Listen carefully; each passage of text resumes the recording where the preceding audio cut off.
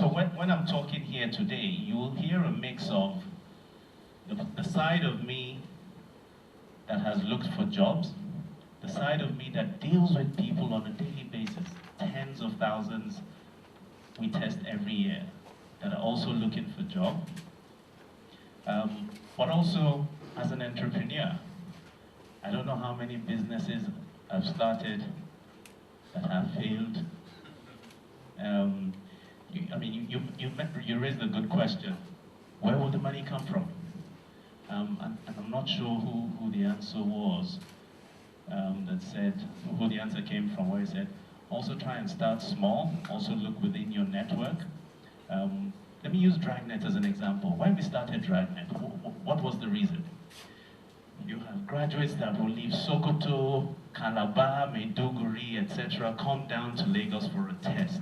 I won't talk of the manufacturer, but there was a 7-stage process. We applied to this company. We said, look, let us do your graduate recruitment, etc. There was one young guy that just, he would call us, he would say, your thing is now at so-and-so's table. He was really going out of his way to help us. And we had to say, look, we don't know how to, for helping us, we have to stay extremely clean. Yeah, we don't know how to do all these things. He said, no, that this is nothing to do with that. That in getting that job, it was a 7-stage process, and he lived in Kaduna. He had to come from Kaduna down to Lagos 7 times. Some people failed at the 5th time, some people failed at the 6th time. So when he sees our solution, removing about 3 stages, he is going to do anything to help us. We eventually got that client, and some people are actually benefiting. So anyway, back to why we started Dragnet. We wanted to stop these graduates having to, if you're in Lagos, Abuja, but you are lucky. But if you are in Kebbi, if you are in Katsina, if you are in Calabar, it's not that easy. You have to get into transport, travel down. Before we arrived, you would have a lot of people that, you saw a picture of a test. Yeah? You would get there, the people they invited for the test are there, the ones they didn't invite are there, those ones' cousins are there. It's thousands, and then the company has to postpone or move it to the next day, and that person didn't plan to come and sleep in Lagos, even if it's Ibadan you're coming from. You come here, you want to do a test in Lagos and go back. Delay. We said, look, why don't we just put test centers in every state in the country? What the employer is looking for is the result, correct? At that point, they don't want to physically see you, they want to know your test score. So we put a test center in every state in the country, we test everybody. The employer sits here, they see the results instantly, they choose the one they want to interview. So we did business plan, we counted computers, Lagos, Abuja, Port Harcourt, this is the number of computers we'll buy, Kano, Benin, like that. How much is rent in all those places? When we finished, the business plan was something else. Yeah, in all those places, you also need marketing people, you would also need, the business plan was huge. But in going around the country, now going back to the advice you got of, start small, start simple. We opened just one center in Lagos. We went around the country and found partners that already had center and spare capacity. So if you notice now, if you go to Dragnet centers, it's not, you don't see Dragnet as the tenant. You see CHAMS, you see AfriHub, you see some universities, etc. Suddenly, that business plan that required that much money has come down. What does that do? For you to recover that much money, you need to charge the client that much, and you won't get any clients because no one is willing to pay. But by starting small, yeah, this presentation is 2 things. It's about getting employed and getting self-employed. So that's why I'm spending some time just addressing that question. By starting small, it means your exposure is less, it means the money you need to recover is less, which means you can charge less, which means an employer, a client is more likely to then take your product. Yeah, so there's deep advice in what was said, because I've seen it happen.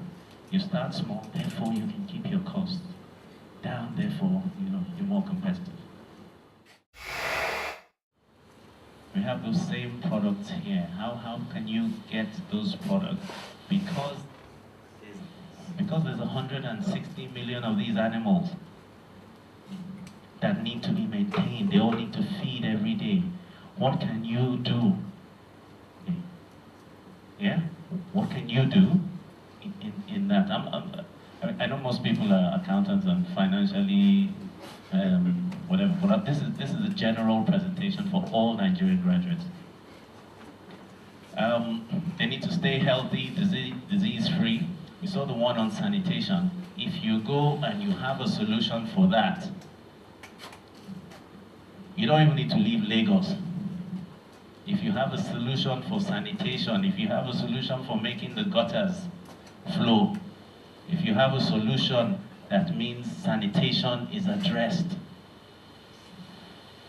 you will be employed for the rest of your time.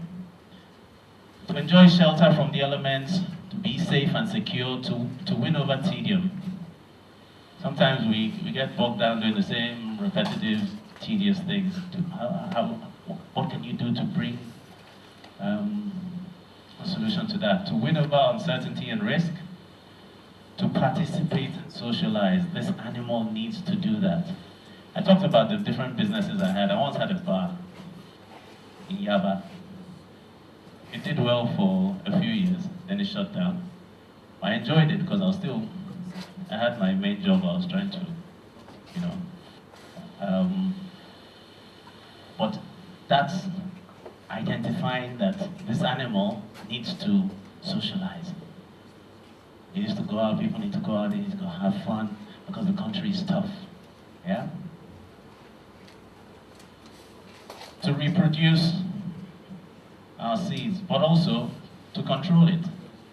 Yeah, so one of the biggest places where, don't quote me on this, but I think they say one of the main customers of Durex or something is Nigeria. Yeah, and when? Here's the thing, at the time they were giving it out for free, nobody was using it. But once they started charging for it, then the sales went up. The one that said, find more meaning. And don't for a second think this is chop belly full. So it's after when you're comfortable, then you start thinking of charity and benevolence. No, it's in you. It's already in you. A lot of you go and pay tithes thinking you're doing that. Giving back to society, working for a common good. We heard it, if you don't leave a legacy, I can't remember who said it, but I'm not so sure of that, but because not many, the labors of our heroes past shall never be in vain. Somebody launched a book, and at the thing I was saying, who are the heroes past? That the youth are not exactly clear about who these heroes are. So more people, more of you and I, more of anyone that wants to say they're Nigerian needs to start becoming these heroes. And heroism isn't, jumping in if Amroba is going to do something to somebody, you want to go and... That's not necessarily heroism, right? And win over selfishness. So, and all these things are about finding more meaning, meaning you've been doing the same thing. There must be more to life than get up at 5, get back at 11, then get up at 5, then on Saturday, hope Man United beats Arsenal, then Monday, Sunday church obviously. Then, there must be more, correct? Some people are looking for this more if your drive, let's use sanitation for example. If your drive is sanitation, sanitation is causing lots of problems to lots of children across Nigeria. If your thing is that and you want to address it, and you want to go and raise funds and put activity in place, there's people that are trying to win over selfishness, they're trying to be more charitable, etc. You will get all those people. Yeah, so whatever it is you want to do, the animal, the 160, there's enough of them that you can satisfy. They have a need. Ikhazoboh, Director, Dragnet Solutions. So we came to support Suraj and the team in talking to Nigerian graduates about becoming more employable, etc. So that's why we're here. Graduating is not the challenge, it's about being able to translate the skills and knowledge to gain jobs. Now, what does it take to be employable in the Nigerian market? Well, the Nigerian market is a very tough one.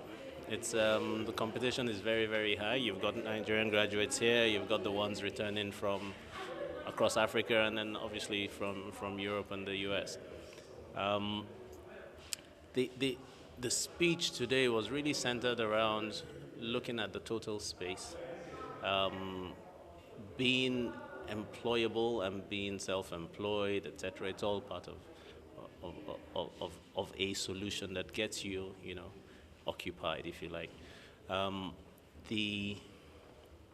think the real message for the graduates was almost choose something you're passionate about.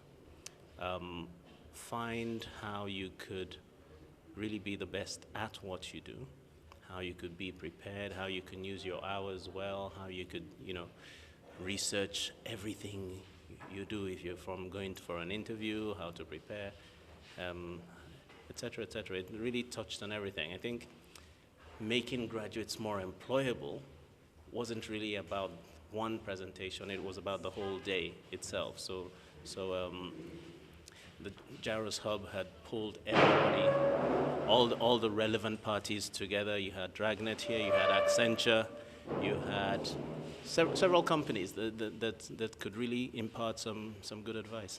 That's nice. We also saw that you had a partnership, if we to understand, an MOU with the NDE and NECA, which I believe is to help improve the employable situation for our graduates. Can you just briefly expand on that? Okay, the grad exchange is it's an MOU that has said, look, every graduate needs to be given a chance. Yeah.